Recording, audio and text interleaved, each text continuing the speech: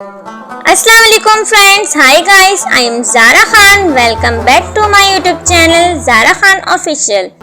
Novel Jannat Ki Patti by Nimra Ahmed, episode number 16।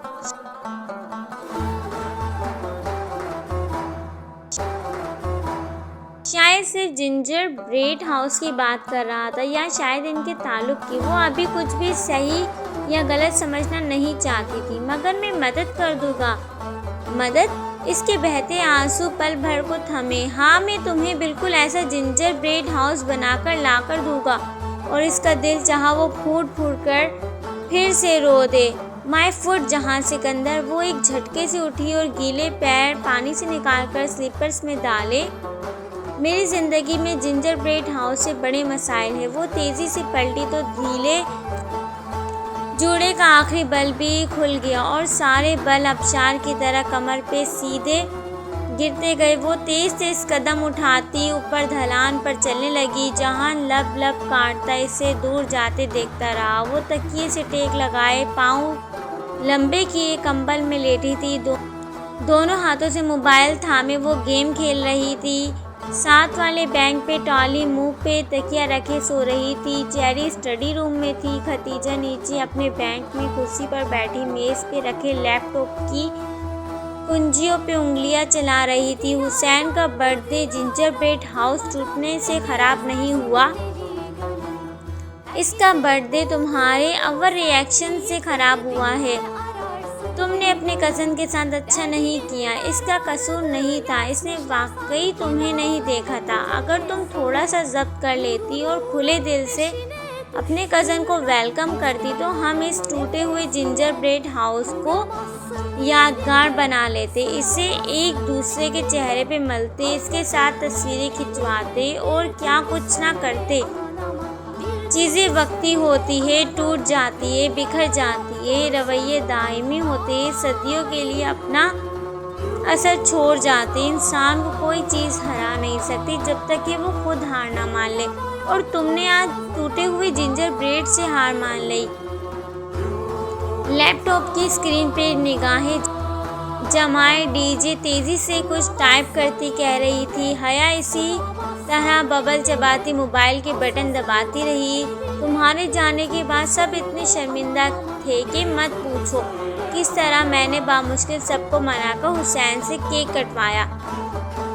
दफ्तन हया का mobile बजा तो डीजे खामोश हो गई। हया ने लब खींचते स्क्रीन को देखा। वहाँ जहान का नंबर दिखा रहा था। चाहने के बावजूद भी वो कॉल मुस्तरद ना कर सकी। क्या है? इसने एक फ़ोन कान से लगाकर बहुत आहिस्ता से कहा। अभी तक खफा हो? वो एकदम इतनी अपनायत से पूछने लगा कि वो लब काट कर रह गई। हलक में आंसुओं का गोला सा अटकने लगा। खफा होने का इख्तियार अपनों को होता है। मुझे ये इख्तियार कभी किसी ने दिया ही नहीं। इतने लंबे मकालमे मत बोलो। मुझसे अब सर्दी बर्दाश्त नहीं हो रही। मुझसे अब सर्दी में और खड़ा नहीं हुआ जा रहा। फ़ौरन बाहर आओ। वो एकदम उठ बैठी। तुम कहाँ हो? आंसू गायब हो गए। तुम्हारे रूम के बाहर बालकनी में खड़ा हो। मेरे अल्लाह, तुम अब तक यहीं हो? वो फ़ोन फेंक कर उठी। तेज़ी से सीढ़ियाँ फलांगती नीचे उतरी और दौड़ कर दरवाज़ा खोला। वो बालकनी की रेलिंग से टेक लगाए सीने पे बाजू लपेटे खड़ा था। इसे देखकर मुस्कुरा दिया। उफ जहान। हया दरवाज़ा बंद करके इस तक आई। इसने टी शर्ट के ऊपर एक खुला सा साया स्वेटर पहन लिया था और बालों का फिर से ढीला जूड़ा बांध लिया था।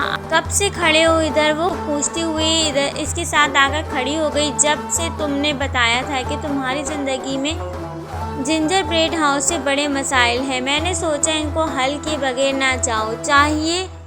चाय तो नहीं पिलाओगी? वो कुछ ऐसे डरते डरते बोला था कि वो सारी तलखी भुलाकर हंस दी।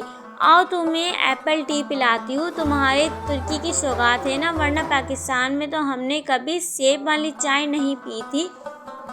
वो दोनों साथ साथ अंदरूनी सीढ़ियाँ उतरने लगे और हम यही पीकर बड़े हुए। कितना फ़र्क है ना हमें। वो शायद यूं ही बोला था। मगर किचन का दरवाज़ा खोलते ही हया ने मुड़कर इसे देखा ज़रूर था। हाँ, बहुत फ़र्क है हम में। इसने तस्लीम कर लिया था, इसने हार मान ली थी और इंसान को कोई चीज़ हरा नहीं सकती जब तक कि वो खुद। उफ़, ये डीजी के सुनहरी अक़वाल भी ना। वो सर झटक कर किचन में दाखिल हुई। एप्पल टी तो ख़त्म है, अब सादा चाय पियो। इसने कैबिनेट खोलकर चंद डब्बे आगे पीछे किए और फिर मायूसी से बताया, दूध निकालो, मैं चाय का पानी चढ़ाता हूँ। वो आगे बढ़ा, डेचकी ढूंढ कर निकाली, इसमें पानी और पत्ती डालकर चूल्हे पे चढ़ाई और चूल्हा जला दिया। वो ऐसा ही था, फ़ौरन से काम करने वाला। इसके हाथ बहुत सख्त और मजबूत से लगते थे, काम की मेहनत और मुशक्क़त के आदी। वह इस्तांबुल की वर्किंग क्लास का नुमाइंदा था। अब वो स्लैब पे रखे बर्तन जमा करके सिंक में डाल रहा था। रहने दो जहान, में कर लूँगी, तुमने करने होते तो अब तक कर चुकी होती। अब इससे पहले कि पानी सूख जाए दूध डाल दो, बल्कि मुझे दो। इसने प्लेट धोते हुए दूसरे हाथ से दूध का डब्बा उठाया और खुद ही डेगची में उंडेल दिया। वो इसे देखती रह गई। वो खुले नल तले प्लेट खंगाल रहा था। जीन्स और जॉगर्स पहने, स्वेटर के आस्तीने कहनियों तक मोड़े, वो तकसीम स्क्वायर की मेट्रो में तो बिल्कुल मुख्तलिफ लग रहा था जिससे चंद हफ्ते कबल हया मिली थी। हया, हया, डीजे बदहवास से चिल्लाती हुई किचन में दाखिल हुई। तुम्हारा फ़ोन मर जाएगा बज बज कर। ओ, अस्सलाम वालेकुम। जहान को देखकर वो अचानक से बोली। वालेकुम अस्सलाम। जहान ने पलट कर इसे जवाब दिया। तुम्हारा फ़ोन। वो हया को फ़ोन थमाकर वापस मुड़ गई। हया ने मोबाइल पे देखा, 5 मिस कॉल्स, तुर्की का कोई गैर शनासा नंबर। इसी वक्त इसका मोबाइल फिर बजने लगा। इसने स्क्रीन को देखा, वही तुर्की का नंबर। इस बार इसने कॉल वसूल कर ली।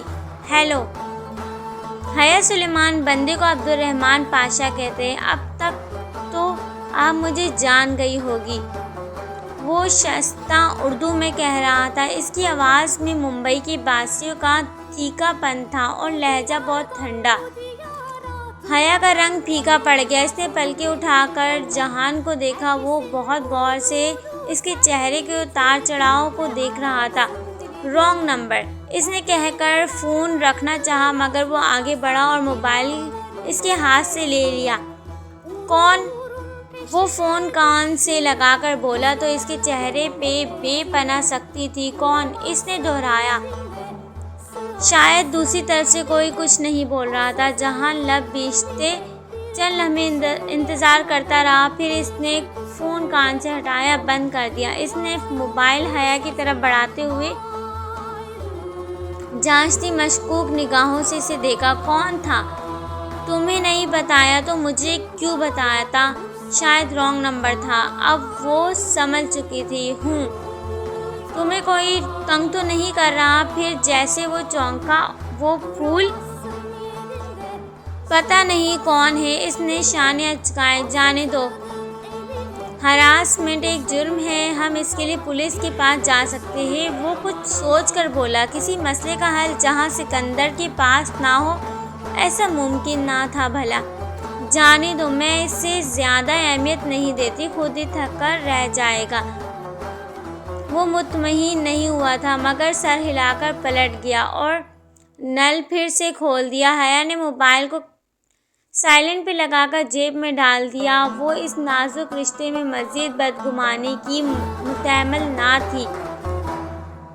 चूल्हा क्यों बंद कर दिया? अभी पकने देती, मैं ज़्यादा कड़ी हुई चाय पीने का आदी हूँ। इसी पल चूल्हा बंद हुआ था। वो चौंका।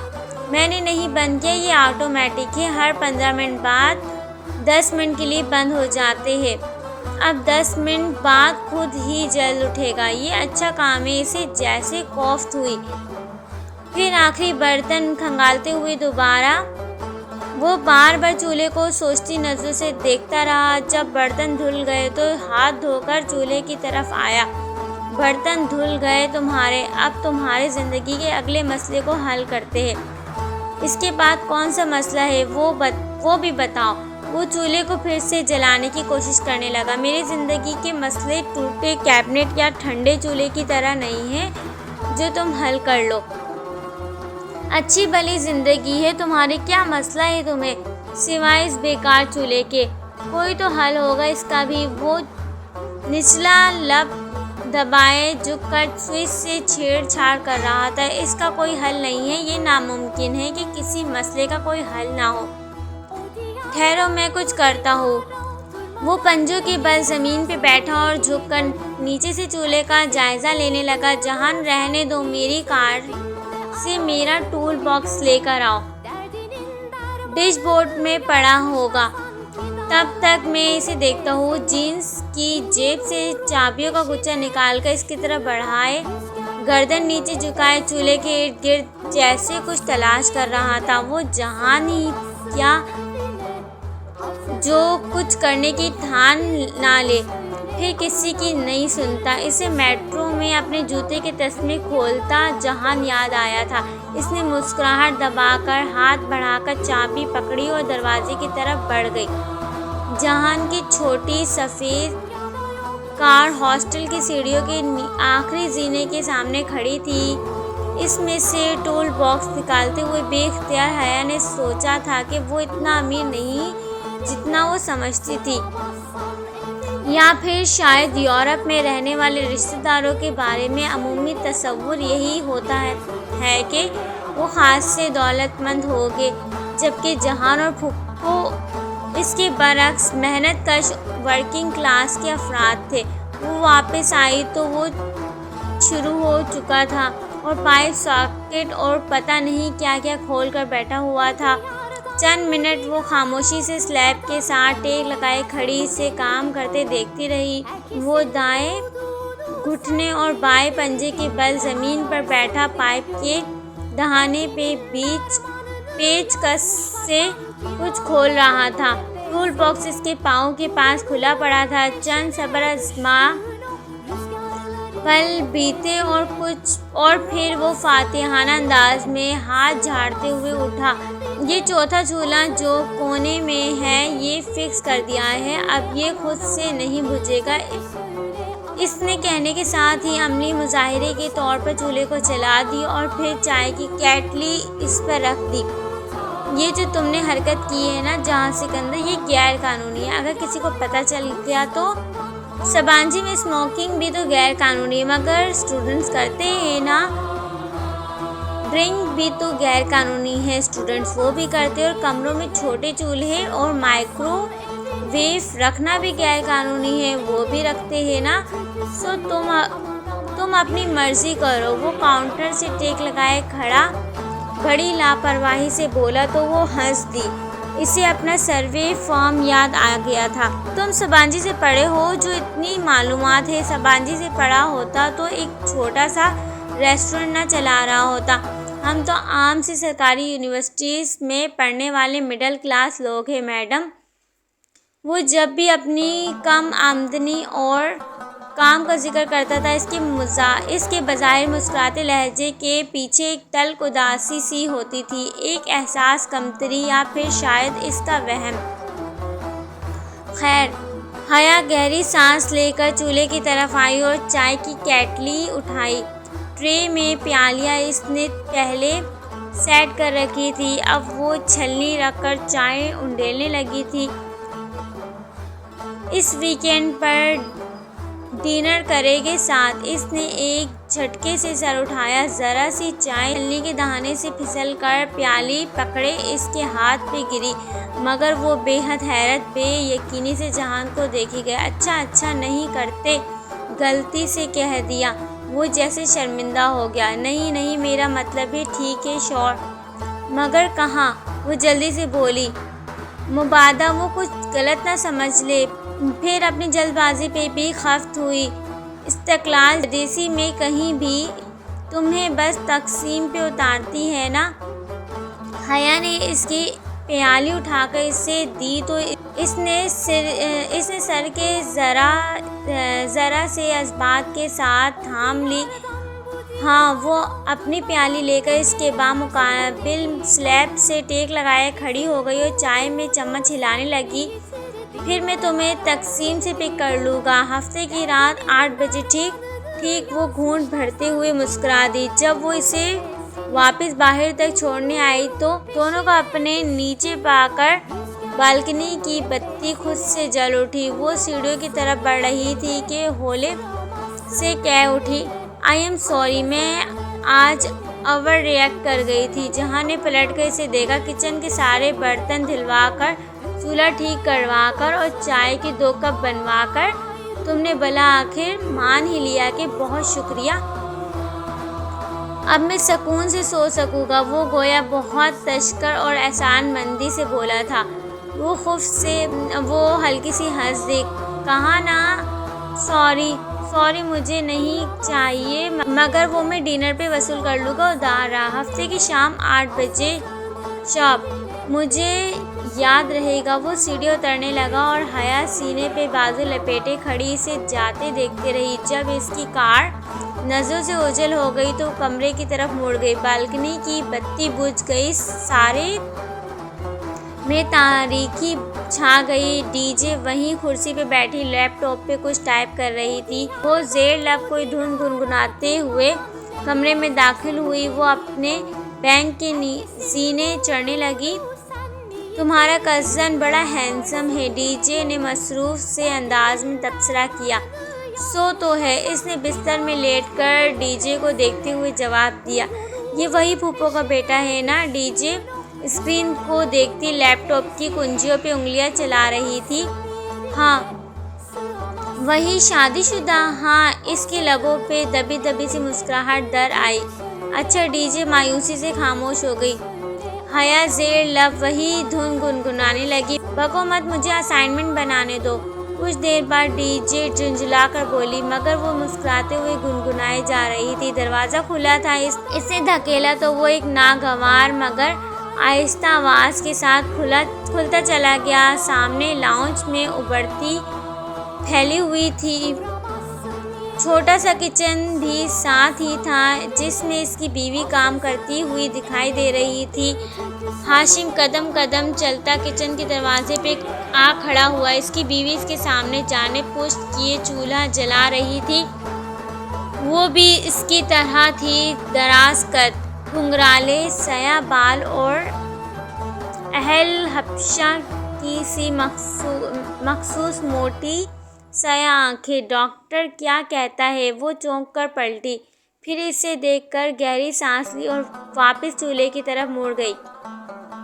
सर्जरी होगी, वो इसके लिए बहुत से पैसे चाहिए। वो खामोशी से खड़ा सुनता रहा। पैसों का इंतज़ाम हुआ। वो कपड़े से हाथ पोंछती हाशिम तक आई और परेशानी से इसका चेहरा देखा। नहीं। हाशिम ने गर्दन दाएं से बाएं हिलाई। तो अब क्या होगा? हमें इन्हीं चंद हफ्तों में हज़ारों लीरा जमा करने हैं। तुमने पाशा से बात की थी? तो क्या कहता है वो बेकरार हुई।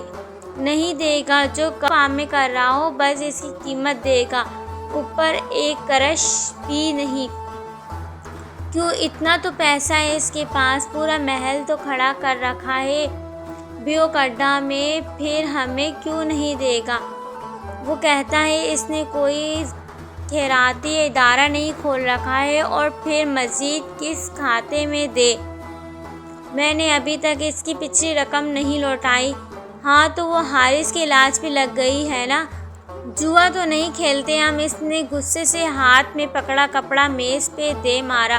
वो नहीं देगा, मैं क्या करूँ? वो बेहद मायूस था।